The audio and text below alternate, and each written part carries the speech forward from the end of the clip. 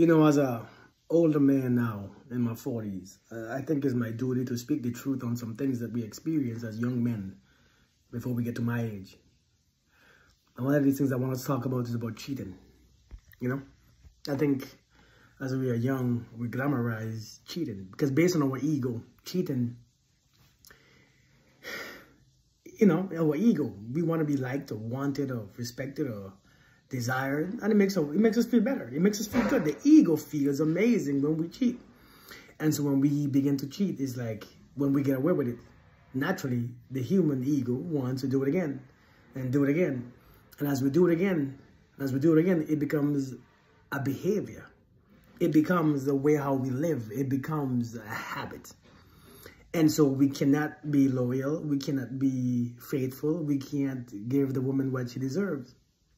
So we have a woman, we can't give her what she desires and what she needs.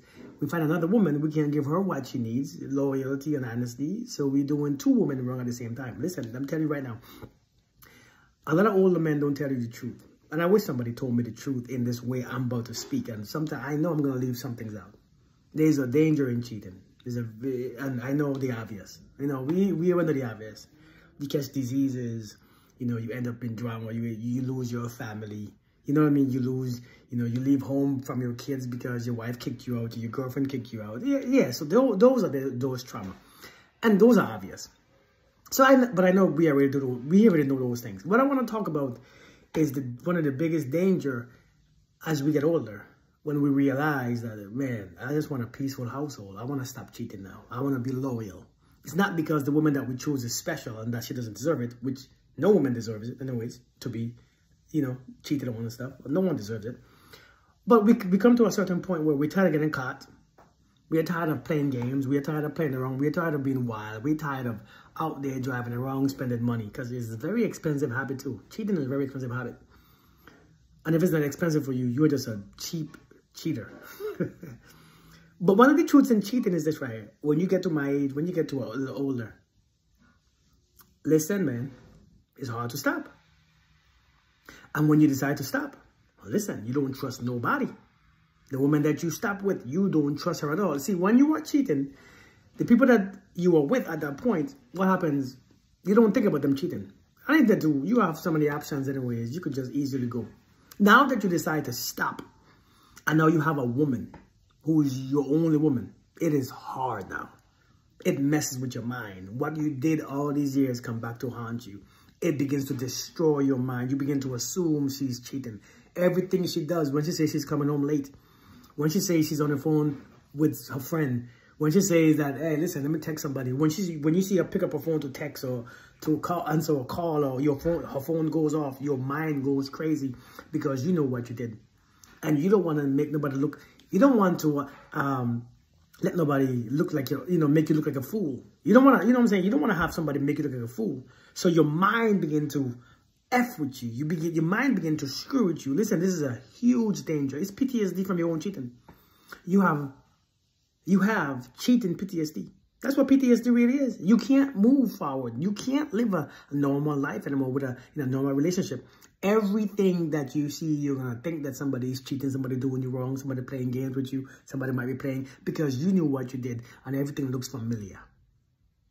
Especially now that you're with that one person that you just don't want to end up and go again. Listen, I'm telling you all, man, people don't teach us these things. This is a very important lesson. I'm telling you right now, if you're in your 50s and 60s and 70s and you're still living a foul life, man, listen, it's embarrassing.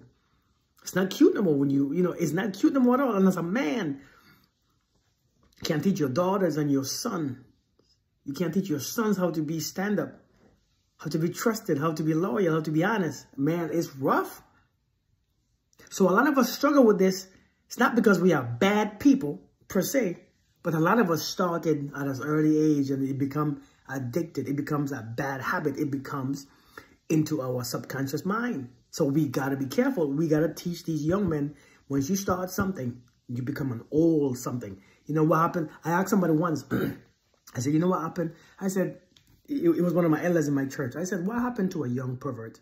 Does time cancel it out? And then when you grow older, he's no longer a pervert? He said, no, what happens to a young pervert? He becomes an old pervert.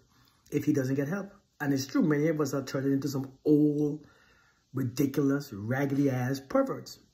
At the age of 40, 45, 50, 55, 60, and 70 is embarrassing. And then we begin to tell the younger ones, excuse me,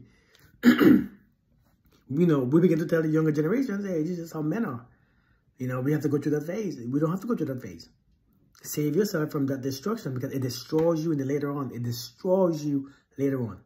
It messes up your family later on. You can't come back to a place where you trust people until you clean yourself and realize. Because some of us are still waiting for our karma to come to us. Some of us are in our 40s and 50s. And that's one of the most scariest things. We are waiting for the karma to catch up to us. And as we wait for that karma, we begin to give everybody that we are with hell. We begin to, have women prove themselves that they are trustworthy. I think that's too much, because we screwed it up. It's not cute no more when you hit my age and you're still doing all this, playing around, driving around, picking up women and driving there. And it's too much, man. It's too much work. It's embarrassing. So I'm telling you guys this, man. I'm telling you guys, if you are listening to me right now, I want you all to think, I want you all to take from this that it's not the most glamorous lifestyle. It's cute when you are 20, 21, 18. And it's not cute, but, it's more acceptable. I get it. You have high testosterone. You don't know what to do with it. You have your ego.